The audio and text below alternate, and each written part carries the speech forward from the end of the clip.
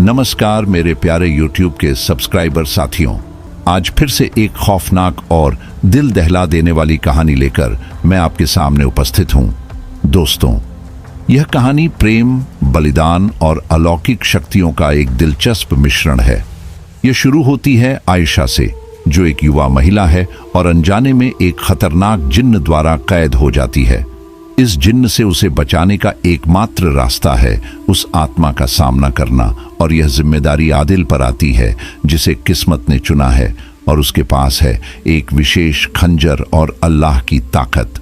जैसे जैसे अच्छाई और बुराई के बीच जंग तेज होती है, पुराने राज सामने आते हैं, अतीत की मोहब्बत, अधूरी इच्छाएं और दैवीय सहायता की ताकत।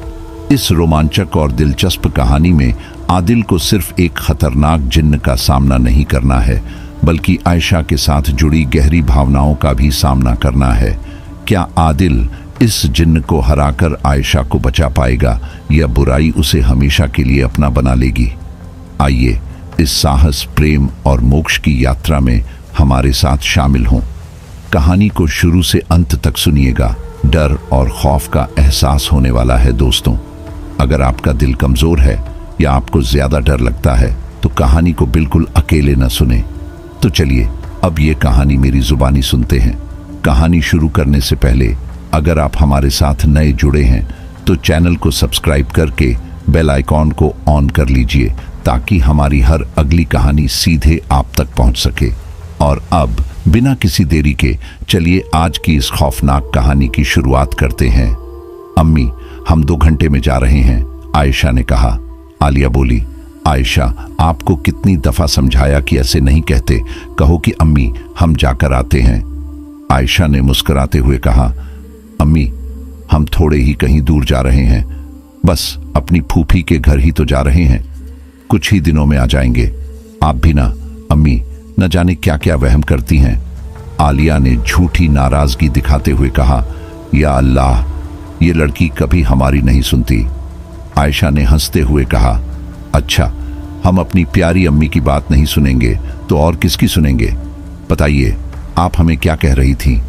आलिया ने कहा, आप अपनी फूफी को बिल्कुल भी तंग नहीं करेंगी। आयशा ने बात काटते हुए कहा, अम्मी हम कोई बच्ची थोड़ी हैं जो फूफी को तंग करेंगे। हम बड़े हो चुके हैं, अब हम बच्चों को पढ़ाते हैं, हम खुद बच्चे नहीं हैं। और वैसे भी हम फूफी को तंग करने नहीं, उन्हें अपने निकाह के लिए बुलाने जा रहे हैं। आलिया ने गंभीर होते हुए कहा, आयशा, आपका निकाह होने जा रहा है और इसलिए आप न तो इत्र इस्तेमाल करेंगी, न अपने नाखून बड़े रखेंगी, और सबसे अहम बात, आप गलती से भी अपने बाल खोलकर नहीं घूमेंगी।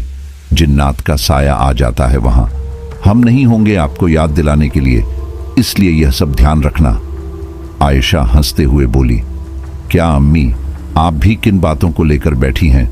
ऐसा कुछ नहीं होता। आलिया ने सख्ती से कहा, चुप करो आयशा, जिन्नात होते हैं और आपके यकीन करने या न करने से उनके अस्तित्व को कोई फर्क नहीं पड़ता, समझी? बस आपको हमारी बात माननी है, मतलब माननी है। अब जाकर आओ अपनी फूफी के यहाँ और ध्यान रखना अपना, ठीक है ना? आयशा ने हंसते हुए कहा, ठीक है अम्मी, हम जाकर आते हैं। आप अपना और अब्बू का ख्याल रखिएगा, और अगर आदिल आए तो उन्हें कह दीजिएगा कि हम फूफी के घर गए हैं और निकाह से पहले यहाँ ज्यादा चक्कर न काटें। आलिया ने जवाब दिया, ठीक है, अब आप जाइए वरना आपकी ट्रेन छूट जाएगी। खुदा हाफिज अम्मी, खुदा हाफिज अब्बू। आयशा अपने सफर में अपने अब्बू, अम्मी और आदिल के बारे में सोचती रहती है। तभी ट्रेन स्टेशन आने का संकेत देती है। ट्रेन रुकते ही आयशा अपने ख्यालों से बाहर निकलकर अपनी फूफी रुखसाना के घर के लिए रवाना हो जाती है। रुखसाना ने आयशा को देखते ही कहा, आ गई आयशा बेटी, हम आपके फूफा इमरान, असलम और फातिमा कब से आपकी राह देख रहे थे। आयशा ने मुस्कुराकर कहा, अस्सलाम वालेकुम फूफी। अस्सलाम वालेकुम फूफा। अरे पहले हमें अंदर तो आने दीजिए खाला। फातिमा ने चुटकी ली, आइए ना, आप पूरे 5 सालों बाद मिले हैं, आप तो पहले से भी ज्यादा खूबसूरत लग रही हैं। वह गहरी नीली आंखें, निखरा हुआ चेहरा और घने काले रेशमी बाल। क्या बात है अप्पी, ये खूबसूरती हमेशा से ही थी या आदिल जी से मिलने के बाद आई है? आयशा ने थकी हुई मुस्कान के साथ कहा, फातिमा, हम इतने थके हुए हैं और तुम यह सब मजाक कर रही हो। फिलहाल हमें आराम करने दो, हम थोड़ी देर में नीचे आते हैं। थोड़ा आराम करने के बाद आयशा नीचे सबके साथ बैठकर बातें करने लगती है। वह असलम से पूछती है, और बताइए असलम भाई, आपकी नौकरी कैसी चल रही है? और अब तो आप एक अच्छी सी लड़की देखकर निकाह कर ही लीजिए ताकि हमारी बेचारी फातिमा का भी निकाह हो सके, वरना इन्हें तो सदमा ही पहुंच जाएगा। असलम ने मुस्कुराकर जवाब दिया, आयशा, आप तो जानती हैं कि हम आप और फातिमा जैसे नहीं हैं, जल्दबाजी में फैसला लेने वाले। इतना कहकर असलम भी आयशा के साथ हंस देता है। आयशा जब अपने कमरे में जाती है तो आदिल की यादें उसका पीछा नहीं छोड़ती।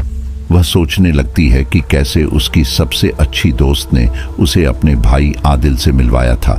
अगर आयशा किसी राजकुमारी की तरह खूबसूरत लगती थी तो आदिल भी किसी राजकुमार से कम नहीं था। जब पहली बार आदिल ने आयशा को देखा तो बस देखता ही रह गया।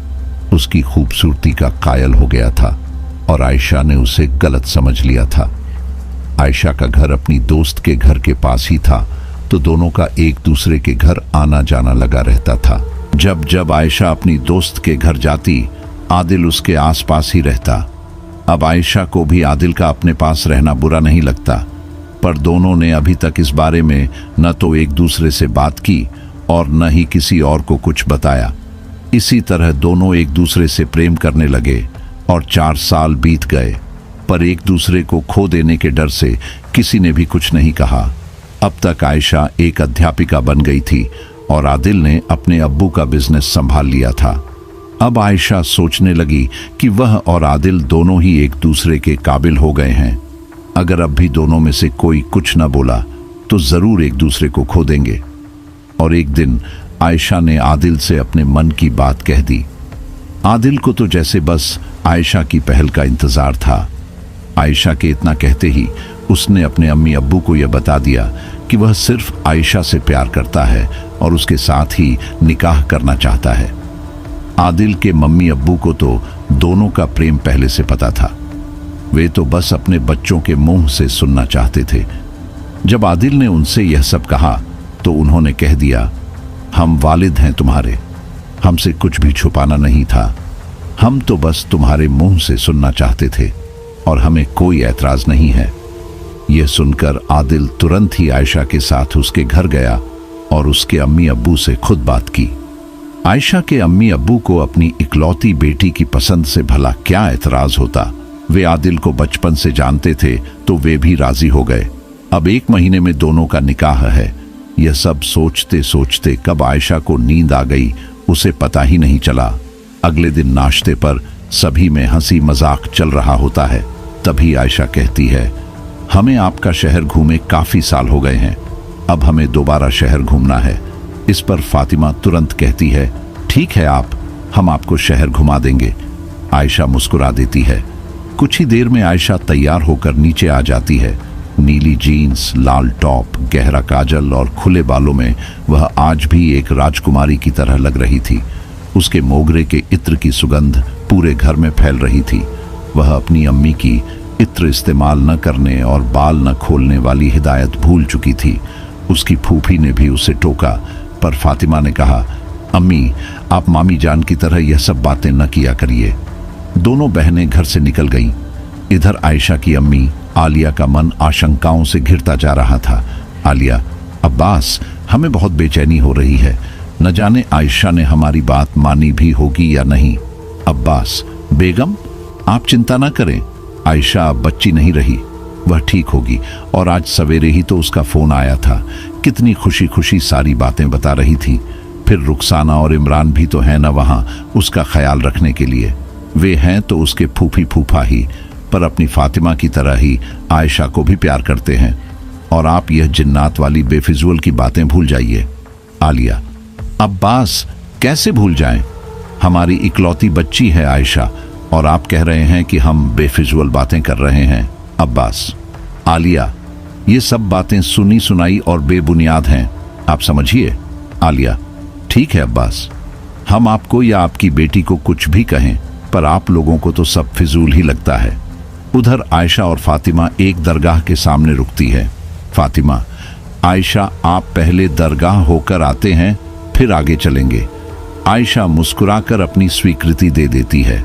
दरगाह में फातिमा अपने लिए एक अच्छी नौकरी की दुआ करती है।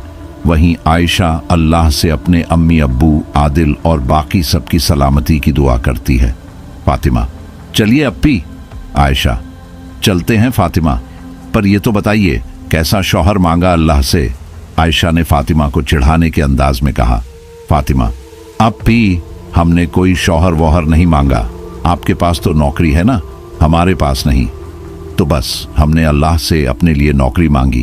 अब चलिए और जगहों पर भी जाना है, वरना अगर यही देर हो गई तो आपकी प्यारी फूफी हमें ही कहेंगी। आयशा, अब कहाँ जाएंगे? फातिमा, अब हम बिहारी जी के मंदिर चलते हैं, लोग इस मंदिर को बहुत मानते हैं। आयशा, देखकर खुशी हुई फातिमा कि हमारी तरह तुम्हारे लिए भी मंदिर और मस्जिद में कोई फर्क नहीं है, और वैसे भी अल्लाह भगवान सब एक ही तो हैं। ये तो हम इंसानों की नासमझी है।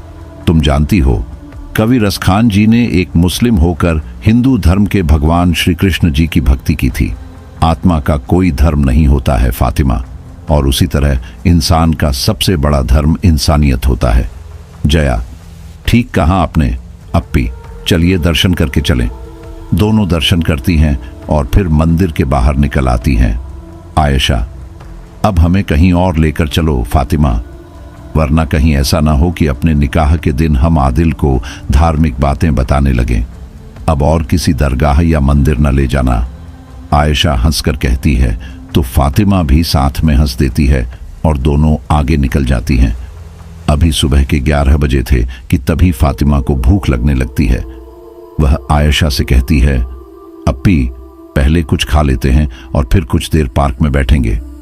भूख तो आयशा को भी लग रही थी। उसने फातिमा से कहा, आप एक काम करिए फातिमा, कहीं किसी रेस्टोरेंट से खाना पैक करवा लीजिए और फिर पार्क में बैठकर खाते हैं। फातिमा, अब भी पार्क में बैठकर, पर रेस्टोरेंट में ही क्यों नहीं? आयशा, अरे आप एक बार पार्क में खाना खाकर तो देखिए, बेहद मजा आता है। फातिमा और आयशा ने पास ही के एक रेस्टोरेंट से बिरयानी पैक करवाई और चल पड़ी पार्क की ओर। पार्क पहुंचते पहुंचते 12 बज चुके थे। सुबह 9 बजे से घर से निकली हुई आयशा और फातिमा भी अब थक चुकी थीं। उन्होंने पार्किंग में स्कूटी लगाई और तय किया कि अब बिरयानी खाकर घर चला जाए। दोपहर होने के कारण इस वक्त पार्क में कोई नहीं था। दोनों कुछ देर पार्क में यूं ही बैठी रहीं। कुछ देर बाद जैसे ही आयशा ने बिरयानी को खोला, वैसे ही पार्क के सामने हाईवे के दूसरी ओर लगे पीपल के घने पेड़ में हवा चलने लगी।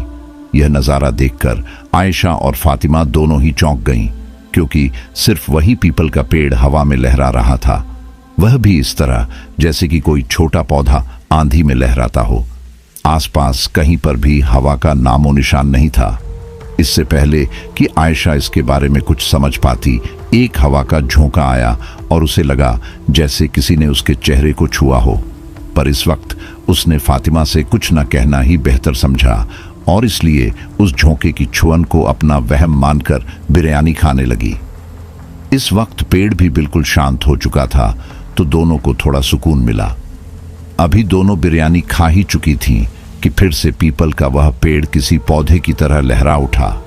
फातिमा, जो इतनी देर से शांत थी, अब डर से कांप रही थी, क्योंकि इस बार भी सिर्फ वही पीपल का पेड़ हवा में लहरा रहा था। अब वह आयशा से कहती है, जल्दी घर चलिए आप ही, अभी।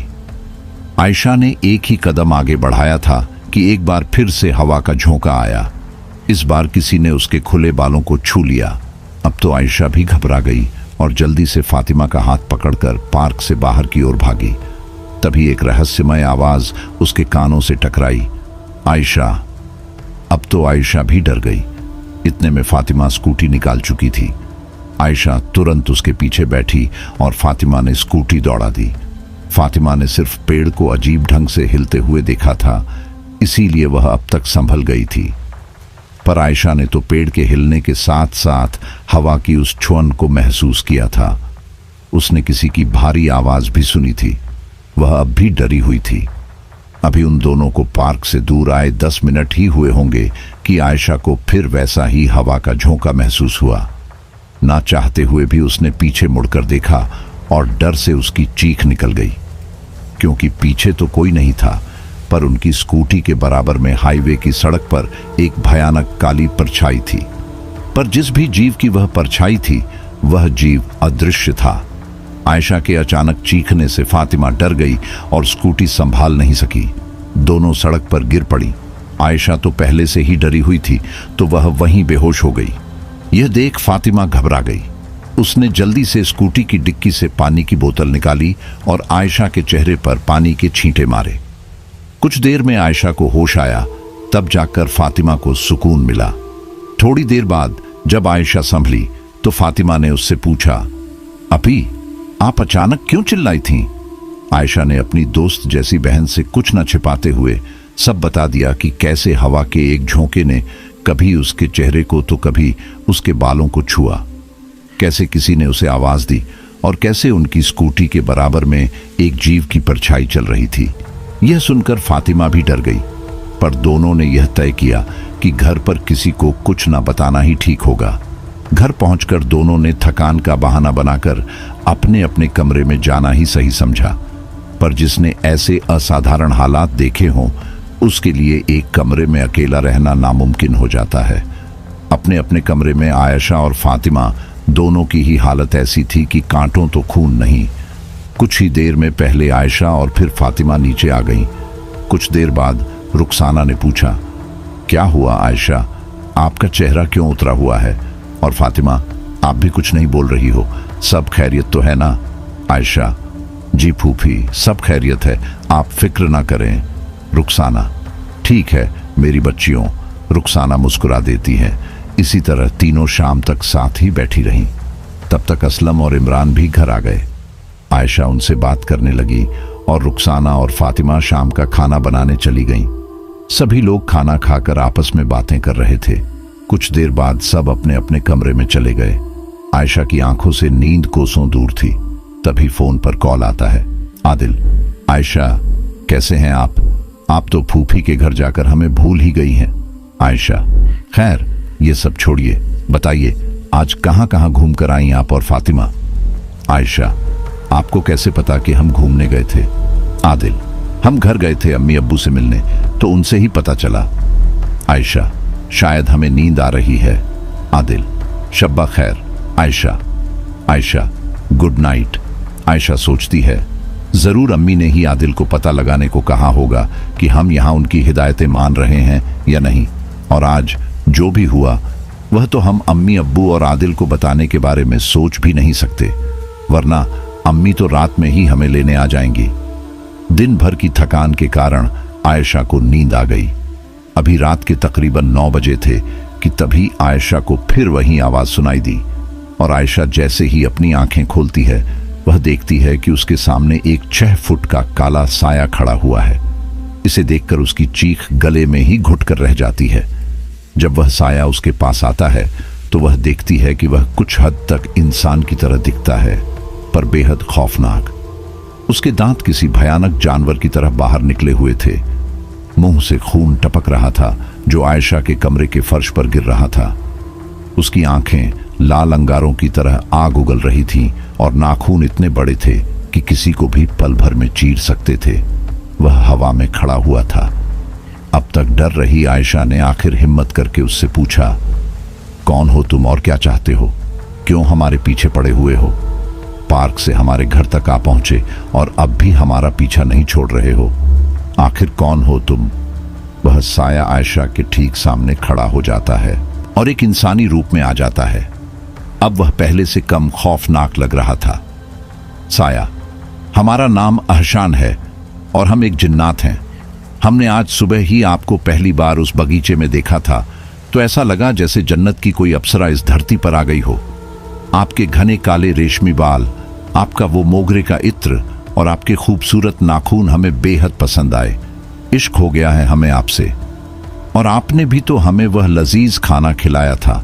जब आप जा रही थीं तो हमने आपको आवाज देकर रोकने की कोशिश भी की थी, पर आप तो डरकर चली गईं। ये सब सुनकर आयशा का दिमाग घूमने लगा। उसे अब अपनी अम्मी की हर बात याद आ रही थी। उसे याद आया कि अम्मी ने उससे बाल खोलने, इत्र इस्तेमाल करने और नाखून बड़े रखने से मना किया था। तभी उसे याद आया कि जब वह बिरयानी खा रही थी तो उसके हाथ से घबराहट में एक निवाला छूट गया था। पर अब इस सब का कोई उपाय नहीं था। जिन्नात, देखिए आयशा, हम आपसे बेइंतहा मोहब्बत करने लगे हैं और किसी भी सूरत में आपको पाना चाहते हैं। हम वादा करते हैं आपको कोई तकलीफ नहीं होने देंगे और जो अभी आपने देखा वही हमारा सच है। हम आपको अपना असली चेहरा दिखाना चाहते थे ताकि हमारे बीच कोई फरेब ना हो। बताइए आयशा, आप चलेंगी ना हमारे साथ हमारी दुनिया में? यह सब सुनकर आयशा और बेचैन हो जाती है, पर फिर भी कुछ सोचकर कहती है, हमें कुछ वक्त चाहिए, तभी हम कुछ कह पाएंगे। जिन्नात, ठीक है आयशा, हम आपको 5 दिन का वक्त देते हैं, पर इन 5 दिनों के बाद आपको हमारे साथ हमारी दुनिया में चलना ही होगा, हर हाल में। अब हम आपसे 5 दिन बाद यानी हमारे निकाह वाले दिन ही मिलेंगे। उम्मीद करते हैं आप हाँ ही कहेंगी, वरना हमें आपकी ख्वाहिश न होते हुए भी आपको अपनी दुनिया में ले जाना होगा। इतना कहकर वह जिन्नात गायब हो गया। आयशा ने बमुश्किल वह रात काटी। सुबह नाश्ते पर सबके साथ बैठकर बातें करने लगी। जब नाश्ते के बाद उसके फूफा इमरान और भाई असलम अपने अपने काम पर जाने लगे तो आयशा ने उन्हें रुकने के लिए कहा। रुखसाना, क्या हुआ है? आयशा, फूफा, फूफी, भाई और फातिमा, हमें आप सबसे एक बेहद जरूरी बात कहनी है। इमरान, कहिए ना। आयशा, यहाँ कोई तकलीफ है क्या? आयशा, नहीं फूफा, यहाँ तो कोई तकलीफ नहीं है। रुखसाना, तो फिर क्या? कहिए ना आयशा बेटी, आखिर बात क्या है? आयशा, फूफी, हमें माफ कर दीजिए, हमने आपकी और अम्मी की बातों को नजरअंदाज किया। कहीं हमारी एक गलती की सजा हमारे पूरे परिवार को न भुगतनी पड़े। रुखसाना, देखिए आयशा, जो भी बात है आप बेफिक्र होकर कहिए, और आप किन बातों के बारे में कह रही हैं? आयशा, फूफी, कल जब हम फातिमा के साथ शहर घूमने गए थे तब हमने बाल खोल रखे थे, इत्र लगा रखा था, और इसीलिए एक जिन्नात हमारे पीछे पड़ गया है।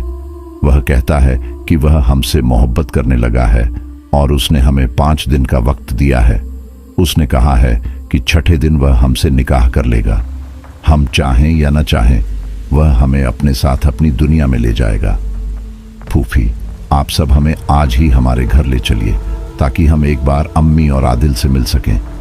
क्या पता हमारे नसीब में कितने दिन और हैं। इतना कहकर आयशा रोने लगती है। रुखसाना और बाकी सब चौंक कर रह जाते हैं। अगले 6 घंटों में रुखसाना और उनका परिवार आयशा को लेकर उसके घर पहुंचता है। उनके अचानक वहां आने से आलिया और अब्बास बेचैन हो जाते हैं। आलिया, आयशा, आप सभी लोग इतनी जल्दी आ गए, सब खैरियत तो है ना? आप लोग तो 15 दिन में आने वाले थे। और रुखसाना, आपने फोन पर भी कुछ नहीं बताया, क्या हुआ है? आखिर बात क्या है? आदिल, आयशा, आपने हमें और अम्मी अब्बू को भी यहाँ जल्द से जल्द पहुँचने को कहा, बताइए बात क्या है?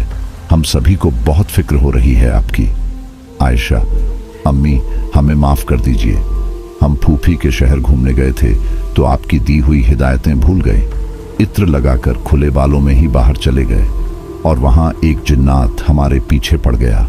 वह कहता है उसे हमसे मोहब्बत हो गई है। उसने हमें 5 दिन का वक्त दिया है और कहा है कि 6ठे दिन वह हमसे निकाह कर लेगा। हम चाहें या ना चाहें वह हमें अपने साथ लेकर ही जाएगा। अम्मी, हमें माफ कर दीजिए, हमें बचा लीजिए। आयशा एक बार फिर रोने लगी। अब्बास, आयशा, आप यह क्या कह रही हैं? आप भी आलिया की तरह इन सब बेफिजुल बातों में यकीन करने लगी? आलिया, या अल्लाह, ये आपने क्या किया? आयशा, हमने आपको कितनी दफा समझाया था पर आप नहीं मानी, अब क्या करेंगे हम? आदिल, आलिया, अम्मी, आप चिंता न करें, हम आपके साथ हैं और आयशा को कुछ नहीं होने देंगे। हम एक मौलाना साहब को जानते हैं जो आयशा की मदद कर सकते हैं। फातिमा, मामू, आप ठीक कह रहे हैं, हमने भी उस जिन्नात को महसूस किया है। अब्बास, क्या? अब्बास चौंक जाता है।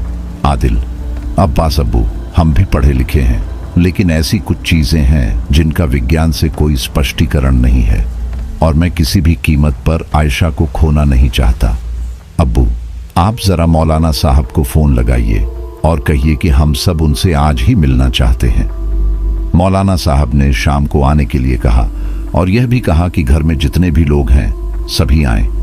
आदिल के अब्बू: हाँ आदिल साहब, आप ठीक कर रहे हैं। इस वक्त आयशा बेटी को कोई मौलाना ही बचा सकते हैं। आयशा के घर काम करने वाली रेशमा ने कहा। शाम होते ही सभी मौलाना साहब से मिलने गए। मौलाना साहब, आइए।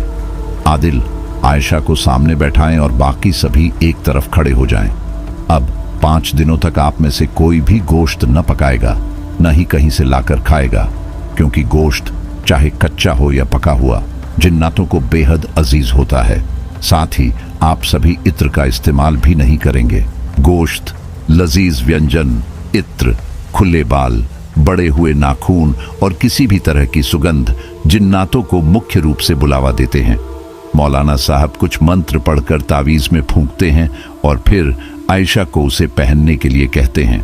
मौलाना साहब: आयशा, यदि घर में कोई भी ऐसा काम हुआ जो इस वक्त मनाही के अंतर्गत है तो यह तावीज बेअसर हो जाएगा और वह जिन्नात बौखलाकर किसी के साथ कुछ भी कर सकता है।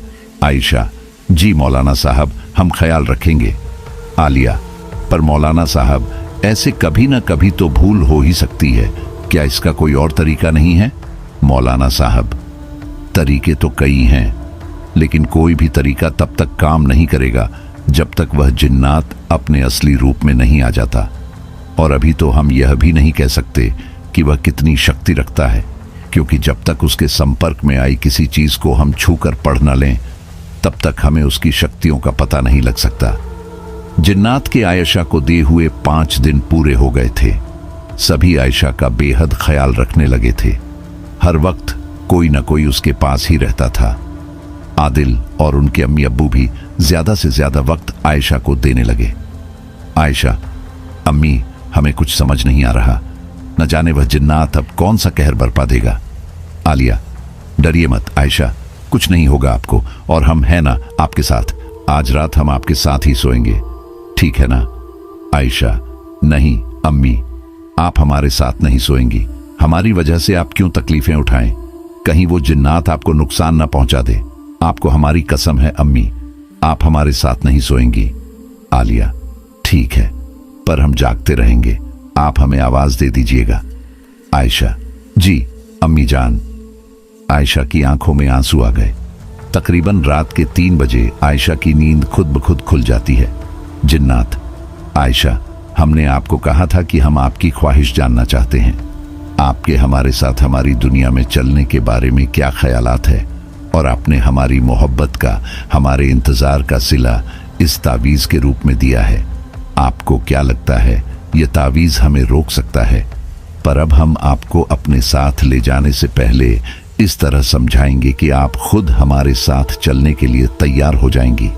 आयशा: अल्लाह से डर बेगैरत जिन्नात, हमारा निकाह होने को है।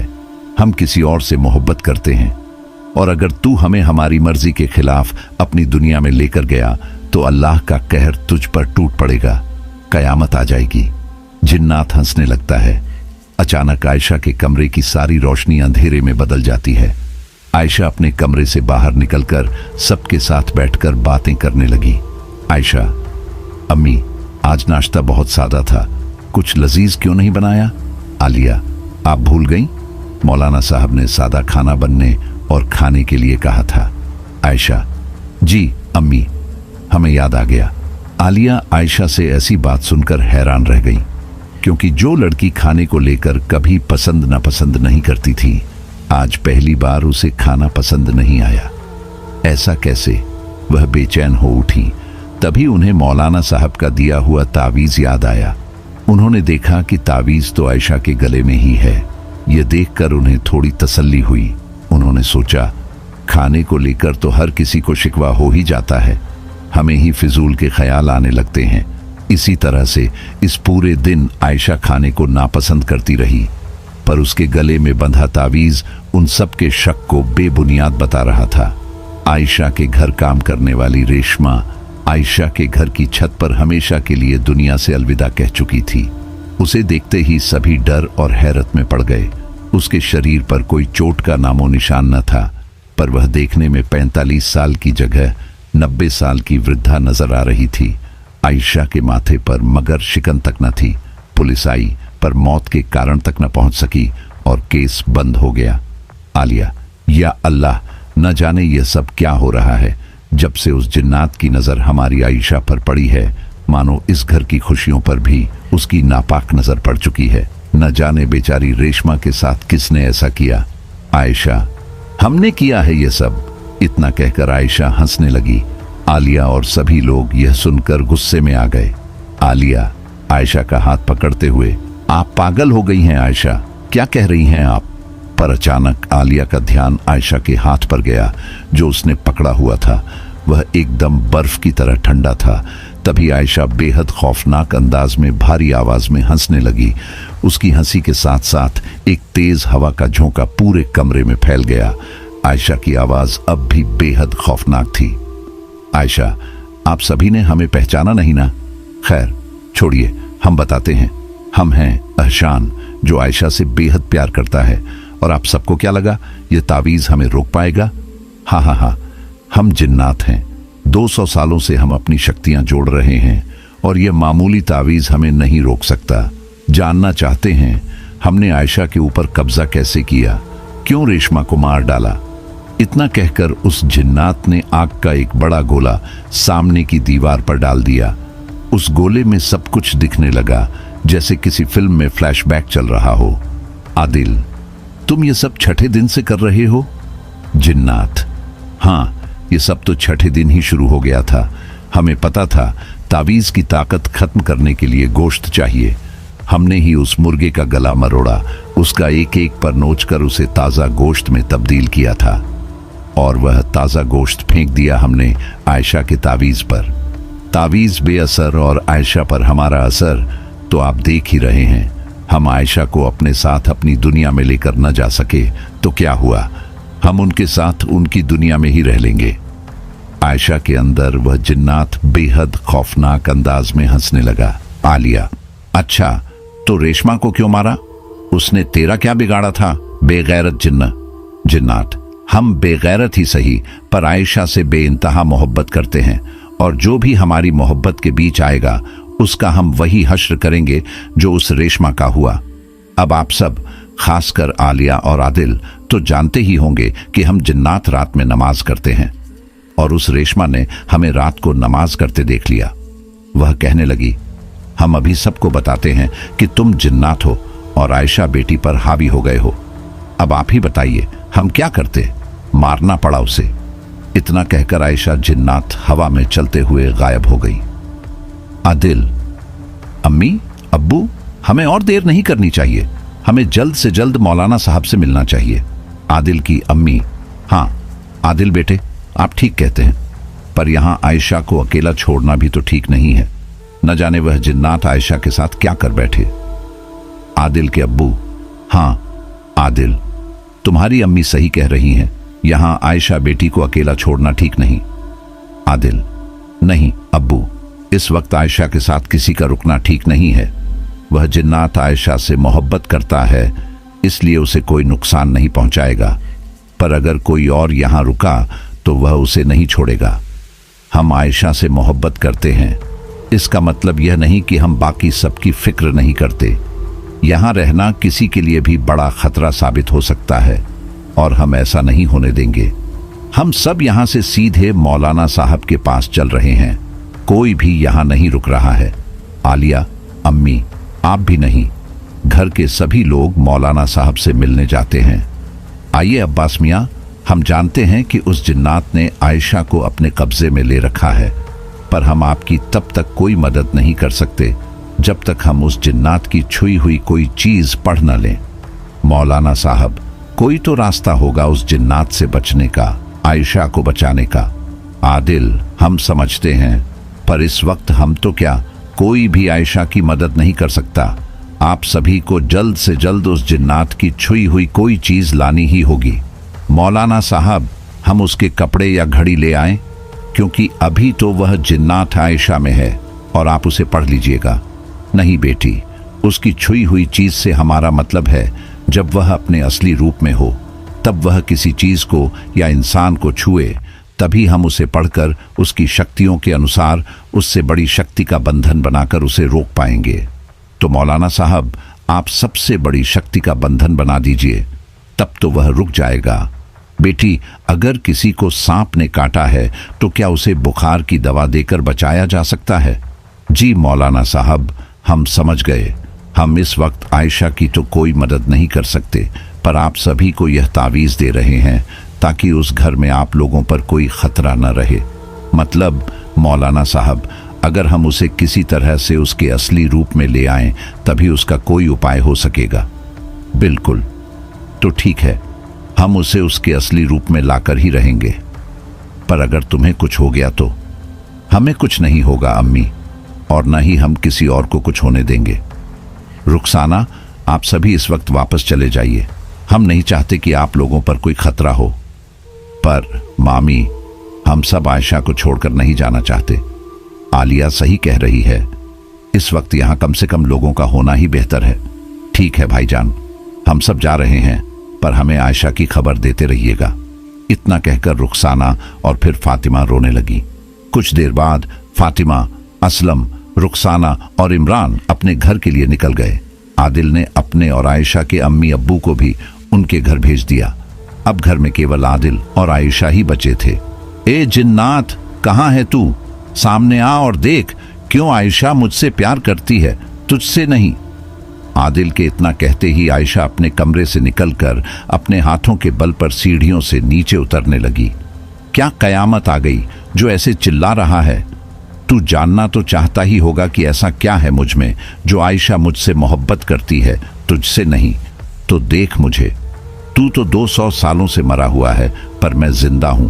तेरा तो चेहरा ही देखने लायक नहीं है, तभी तो तू आयशा के ऊपर हावी है। अगर इतनी ही हिम्मत है तो अपने असली रूप में आ, और तब मैं तुझे समझाता हूं कि क्यों आयशा तुझसे इतनी नफरत करती है।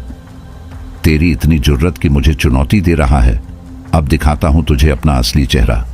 इतना कहते ही जिन्नात अपने असली रूप में आ गया। आयशा बेहोश होकर एक तरफ गिर गई। उसके पैने लंबे दांतों से खून टपक रहा था। उसके बाल उसके चेहरे पर बिखरे हुए थे।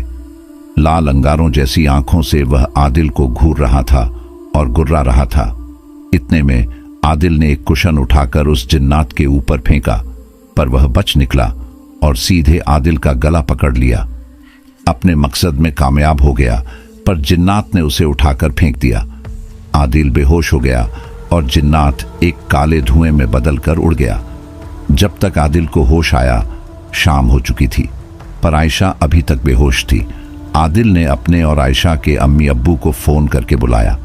उनके घर आते ही वे सभी लोग आयशा को घर में छोड़कर एक बार फिर मौलाना साहब के पास चल दिए। आइए आदिल, दिखाइए क्या चीज लाए हैं आप। अब हमें और देर नहीं करनी चाहिए। हमें जल्द से जल्द आयशा को उस नापाक जिन्नात से बचाना होगा। वह चीज हम खुद हैं मौलाना साहब। उस जिन्नात ने हमारा गला पकड़ लिया था। अब आप हमें पढ़कर उसकी शक्तियों के बारे में पता कीजिए और आयशा को बचा लीजिए। मौलाना साहब आदिल के सिर पर हाथ रखकर कुछ मंत्र पढ़ने लगते हैं। बेटे, आप जानते हैं वह 200 साल पहले ही मर चुका है। जब वह जिंदा था, अपनी पूरी जिंदगी में उसने अल्लाह की सेवा की। जब वह मरा तो उसका प्यार, आयत उससे अलग हो गई थी। अब वह आयत से उसी जगह पर मिला जहां वे अलग हुए थे। उसी बगीचे के सामने उसे आयत से वापस इश्क हो गया, पर अब वह अहशान नहीं, जिन्नात बन चुका है। पर मौलाना साहब, वह तो आयत से मोहब्बत करता था, तो आयशा के पीछे क्यों पड़ा है? हाँ आदिल बेटे, आप ठीक सोच रहे हैं। आयत का दूसरा जन्म ही आयशा है, इसीलिए वह आयशा मतलब आयत को एक बार फिर अपने साथ ले जाना चाहता है। रही बात उसे खत्म करने की, तो हम तो क्या, कोई भी उस जिन्नात को खत्म नहीं कर सकता। हम तो उसे सिर्फ कैद कर सकते हैं। पर मौलाना साहब, संसार का तो नियम है कि एक न एक दिन सभी को इस दुनिया से जाना है। तो फिर वह बदजात जिन्नात इसी दुनिया में क्यों है? क्यों इस दुनिया से रुखसत नहीं कर रहा? हाँ, दुनिया से सब जाते हैं, पर वे वही होते हैं जिनकी कोई भी ख्वाहिश अधूरी न रही हो। जिनकी ख्वाहिश अधूरी रह जाए उनके लिए इस दुनिया से रुखसत करना नामुमकिन हो जाता है। और मोहब्बत तो इस जहां का सबसे पाक साफ एहसास है। ये खुदा की इबादत है। एहसान की यही ख्वाहिश उसे इस दुनिया से रुखसत नहीं करने दे रही है। वह अपनी इंसानी जिंदगी में अल्लाह का बंदा था, इसीलिए उसे मारने के लिए भी अल्लाह ने अपना नेक बंदा चुन रखा है। उसे बस वही मार सकता है जिसके हाथ में अल्लाह का ऐसा निशान हो। इतना सुनते ही रजिया आदिल की कमीज की बाह ऊपर करने लगती है। आलिया और अब्बास चौंक जाते हैं, क्योंकि उसके बाजू पर ठीक वैसा ही अल्लाह का निशान था जैसा मौलाना साहब ने दिखाया था। या अल्लाह, कहीं हमारे आदिल को कुछ हो गया तो हम क्या करेंगे? नहीं आदिल, हम आपको ऐसे खतरे के मुंह में नहीं जाने देंगे। आप डरिए मत रजिया, हमारे आदिल को इस काम के लिए चुना है अल्लाह ने, वे उसे कुछ नहीं होने देंगे। और अगर आज आदिल को कुछ होना भी है तो आप उसे रोक नहीं पाएंगी। अगर वह इस लड़ाई को लड़े बिना ही रह गया तो फिर कभी चैन से सो नहीं पाएगा।